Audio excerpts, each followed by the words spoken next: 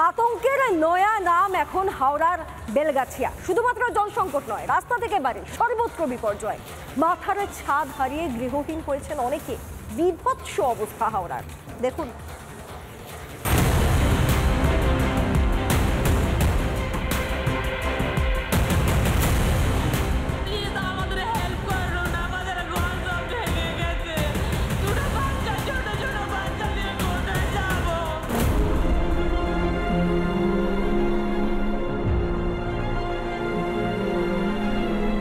দেখুন কি অবস্থা হাওড়ার বেলগাছিয়ায়। বিভীষিকা, প্রতি মুহূর্তে আতঙ্ককে সঙ্গী করে বেঁচে আছেন এলাকার বাসিন্দারা। ফেটে হাওড়ার বেলগাছিয়ার চৌচির রাস্তা, কোথাও আবার ধসের জেরে বসে গেছে রাস্তা। রাস্তা একেবারে এরকম ছিল না, পুরোটা কিন্তু এক সমানে ছিল, অথচ ঢালু হয়ে গেছে এখন। কারণটা কি? ওই অংশটা বসে গেছে এবং তা বসে ক্রমশ কিন্তু যখন আমি ওপরের দিকে উঠছি আমাকে এভাবে উঠতে হচ্ছে। চির ধরেছে একের পর এক বাড়ির দেওয়াল মেঝেতে, মাথার উপরের ছাদই যেন প্রাণহানির কারণ হয়ে উঠেছে। এই বাড়ির যেখানে প্রত্যেকটা জায়গা ফাটল দেখা দিয়েছে, এটা হচ্ছে দরজা, বাঁশ দিয়ে তৈরি যে দরজার পুরো কাঠামোটা, সেখানেও কিন্তু ফাটল। বেলগাছিয়ার আনাচে কানাচে উকি দিচ্ছে বিপদ। একটার গায়ে হেলে পড়েছে আরেকটি বাড়ি। টালির ছাউনি দেওয়া যে বাড়ি, সেই বাড়ি হেলে পড়েছে পাশের বাড়ির ওপরে এবং সেখানে কিন্তু অত্যন্ত ভয়ানক হয়ে গেছে এই জায়গা। হয়তো আমাকেও কিন্তু খুব কষ্ট করে এখানে যেতে হচ্ছে এবং যে কোনো মুহূর্তে যদি এই দেওয়াল যদি ভেঙে পড়ে তাহলে কিন্তু কি হবে। পেটে ভাত নেই, থাকার জায়গা নেই, হাত জোর করে কাঁদতে কাঁদতে প্রশাসনের কাছে প্রাণ ভিক্ষা চাইছেন বেলগাছিয়ার ক্ষতিগ্রস্তরা। একটা জলের বোতল পর্যন্ত আমাদের দিনে, একটা বিস্কিটের প্যাকেট কাল থেকে আমরা না খেয়ে এমনি করে রয়েছি। প্লিজ আমাদের হেল্প করুন, আমাদের ঘর সব ভেঙে গেছে, দুটো বাচ্চা, ছোট ছোট বাচ্চা নিয়ে কোথায় যাবো? প্রাণ বাঁচাতে নিজের ভিটে মাটি ছেড়ে অন্যত্র চলে যেতে হচ্ছে অনেককেই। প্রত্যেকটা আসবাবপত্র থেকে শুরু করে যা যা দরকারি জিনিসপত্র রয়েছে সবকিছু বের করে তারা নিয়ে যাচ্ছে। অবশেষে 24 ঘন্টা পর বেলগাছিয়ার ক্ষতিগ্রস্ত এলাকা পরিদর্শনের সময় পান রাজ্যের মন্ত্রী অরূপ রায়। রিপাবলিক বাংলার খবরের জেরে অবশেষে ক্ষতিগ্রস্তদের জন্য রান্নার ব্যবস্থা করে প্রশাসন। এদের ব্যাপারে সবসময় আমরা সহানুভূতিশীল এবং আগামী দিনে সহানুভূতি থাকবে এবং যুদ্ধকালীন পরিস্থিতিতে কাজ হচ্ছে, যত তাড়াতাড়ি সম্ভব এদেরকে রিলিফ দেওয়ার পরিকল্পনা আছে। বেলগাছিয়ায় ভাগাড়ের আবর্জনা স্তূপ থেকে তৈরি জৈব গ্যাস থেকেই বিপদ, দাবি পশ্চিমবঙ্গ বিজ্ঞান মঞ্চের। তাদেরকে সঙ্গে সঙ্গে আজকে সকালেই কথা বলে আমরা এখানে কিছু যদি আমরা সমীক্ষা করে নিয়ে পরবর্তীকালে আমরা যাতে এই ব্যাপারে কোনো সুরাহা করা যায় সেই ব্যবস্থা আমরা করার চেষ্টা করব। ডাম্পিং গ্রাউন্ডে নজরদারি নেই, বিপদ ঘটলে আশ্বাস দিয়ে ঘাট থেকে দায় ছাড়তে ব্যস্ত প্রশাসন। আদৌ কি ক্ষতিগ্রস্তদের জন্য প্রাণ কাঁদে মন্ত্রী আমলাদের? এখনো পর্যন্ত এখানে ময়লা ফেলা হচ্ছে, একের পর এক গাড়ি এখনো পর্যন্ত আসছে। যে ময়লাই হচ্ছে এতগুলো মানুষের জীবনের জন্য কাল, সেই ময়লা কিন্তু এখনো স্তূপাকারে জমা হচ্ছে এই জায়গায়। এই হাল কবে ফিরবে? লাগাতার মানুষের কণ্ঠস্বর হয়ে এই প্রশ্নগুলি করবে রিপাবলিক বাংলা। ক্যামেরা আলী হোসেনের সঙ্গে পিউ মজুমদারের রিপোর্ট, রিপাবলিক বাংলা, বেলগাছিয়া, হাওড়া। এদিকে বাংলাদেশের হিন্দুদের পাশে এবার আরএসএস এর সর্বোচ্চ নীতি নির্ধারক অখিল ভারতীয় প্রতিনিধি সভার যে বৈঠক, সেই বৈঠকে বাংলাদেশ নিয়ে প্রস্তাব পেশ করা হলো।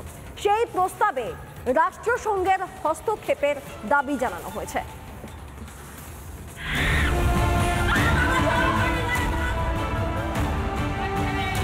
বাংলাদেশে হিন্দুদের উপর ক্রমাগত ঘটে চলা অত্যাচার নিয়ে আরএসএস দীর্ঘদিন ধরেই সোচ্চার। এবার বাংলাদেশের নিপীড়িত সনাতনীদের জন্য আন্তর্জাতিক সমর্থন জোগাড়ের লক্ষ্যে কাজ শুরু রাষ্ট্রীয় স্বয়ংসেবক সংঘের।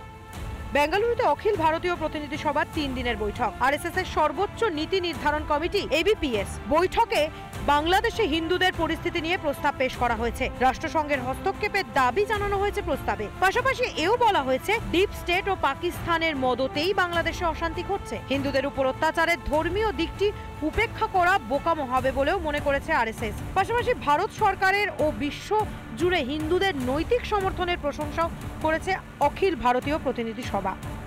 যে হিন্দুদের উপর যে অত্যাচার বাংলাদেশে, তার প্রতিকার হওয়া উচিত। ভারত সরকারের প্রয়োজন বাংলাদেশে হিন্দুদের পাশে দাঁড়ানো।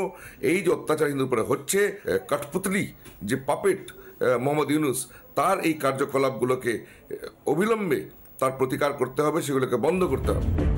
আরএসএস এর সর্বোচ্চ নীতি নির্ধারক শাখার পেশ করা এই প্রস্তাবে বাংলাদেশ সরকারকে চাপ দেওয়ার জন্য ভারত সরকারকে অনুরোধ করা হয়েছে। এছাড়াও বাংলাদেশের হিন্দু জনসংখ্যা হ্রাস নিয়েও সোচ্চার হয়েছে আরএসএস। অবশ্যই হস্তক্ষেপ দরকার। ভারতবর্ষ তো শান্তি চায়, কিন্তু আমার মনে হয় ইউনাইটেড নেশনস এর অনেক বেশি রোল প্লে করা দরকার। এটা চলতে দেওয়া যায় না। বাংলাদেশের হিন্দু বিরোধী মৌলবাদী ইউনূস সরকারের শুরুর দিন থেকেই ছাড় দিয়ে রেখেছে। সেই সুযোগ নিয়ে হিন্দুদের অপরিসীম অত্যাচার চালাচ্ছে জিহাদিরা।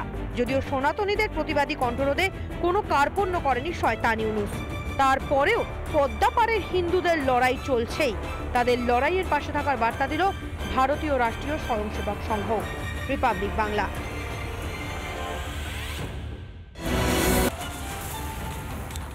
ঠুনকো রাজ্যের নারী নিরাপত্তা, এরই মাঝখানে মদের দোকান, বার, নাইট ক্লাব এই সমস্ত জায়গায় মহিলাদের নিয়োগ চাইছে রাজ্য সরকার। এর বিরুদ্ধে প্রতিবাদে পথে নামে বিজেপি। বউবাজার থেকে কলেজ স্কোয়ার অব্দি মিছিল বিবি গাঙ্গুলি স্ট্রিটে পুলিশ বাধা দিতেই বাধে ধুমধুমার।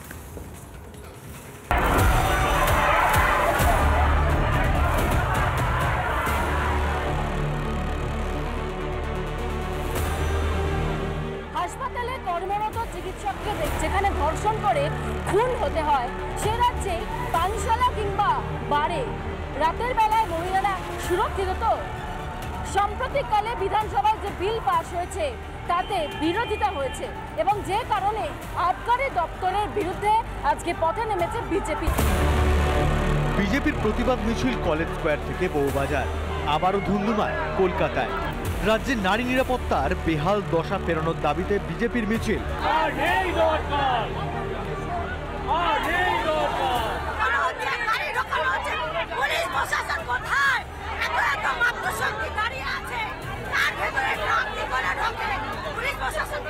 ট্রাম লাইনে যে এখান থেকে যেখানে একটু আগে এই যে ট্রাম আসছিল এসপ্লানেড থেকে শ্যামবাজারের উদ্দেশ্যে, এবং সেই ট্রামকে আটকে দেওয়া হয়। এই বাংলায় মেয়েদের নিরাপদে রাখতে পারে না পুলিশ, অথচ নিরাপত্তার দাবি উঠলে প্রতিবাদীদের মারধর করে পুলিশ। বিভিন্ন স্লোগান দাবি তুলে মিছিল এগোতে পুলিশের আসল চেহারা বেরিয়ে পড়ে। মিছিল আটকাতে দেখা যায় পুলিশের অতি সক্রিয়তা। মিছিল আটকাতে মোতায়েন বিশাল পুলিশ বাহিনী। পুলিশকে ঠেলে মিছিলের পথ তৈরি করেছে বিজেপি। 5 থেকে 6 মাসের বাচ্চাকে উঠিয়ে নিয়ে গিয়ে ধর্ষণ করা হয়, কোথাও কোনো সিসিটিভি ক্যামেরা কাজ করে না, সেখানে কিভাবে মানে টাকা রোজগার করার জন্য শুধু আজকে ঠেলে দেওয়া হচ্ছে মহিলাদেরকে এই বারে। একদিকে রাজ্য সরকারের মহিলাদের প্রতি উদাসীনতা, কিন্তু অন্যদিকে মেয়েদের মায়েদের মদের থেকে বসাতে চায় রাজ্য। কর্মস্থলে খুন ও ধর্ষণের মতো ঘটনা ঘটে। মিছিলে এই স্লোগানও ওঠে, রাত অব্দি মহিলারা নাকি বারে পানশালাতে কাজ করবে। মানুষের হাতে কাজ নেই, কর্মসংস্থান নেই, পরিযায়ী শ্রমিক হয়ে অন্য রাজ্যে যাচ্ছে। সেই পরিযায়ী শ্রমিকরা অন্য রাজ্যে গিয়ে যখন কাজ করছে, তারা যখন কাজ পাবে না, তখন মাননীয় মুখ্যমন্ত্রী সেই পরিবারের লোকদের বাধ্য হবে তার পরিবারের মেয়েকে বাড়ে গিয়ে কাজ করার জন্য। তবে মমতা বন্দ্যোপাধ্যায়ের ভূমিকায় যে রাজনৈতিক কোনো দলই সন্তুষ্ট নয় তা আরও একবার পরিষ্কার। বারে কাজ করতে গিয়ে আজ যদি কারো কিছু হয়, এই মুখ্যমন্ত্রী সেদিন 180 ডিগ্রি ঘুরে গিয়ে টাকার বিনিময়ে সেই অপরাধকে ধামাচাপা দেওয়ার চেষ্টা করবেন, পলিটিক্যাল কানেকশন খুঁজবেন। বাংলার মানুষ আগামী দিনে ভেবে দেখুন যে কিভাবে এই তৃণমূল নামক পলিটিক্যাল পার্টি নয়, তৃণমূল নামক গ্যাংকে আপনারা আপনাদের শাসন ক্ষমতার দায়িত্ব দেবেন কিনা। রামনবমী থেকে আইপিএল একদিনে সামলাতে পারে না পুলিশ। লক্ষ্মীর ভান্ডার দিয়ে তাদের বোর্ডের হাতে মদের বোতল দিয়ে রেভিনিউ নিয়ে নিচ্ছেন মমতা বন্দ্যোপাধ্যায়। একাধিক অভিযোগে রবিবার দমদমে থাকবে বিজেপির প্রতিবাদ মিছিল। রিপাবলিক বাংলা। নানা ধরনের কন্টেন্ট দেখার জন্য লাইক করুন, শেয়ার করুন আমাদের ফেসবুক পেজ, সাবস্ক্রাইব করুন আমাদের ইউটিউব চ্যানেল। পাশাপাশি অন্যান্য ব্রেকিং নিউজের জন্য অবশ্যই চোখ রাখুন রিপাবলিক বাংলায়।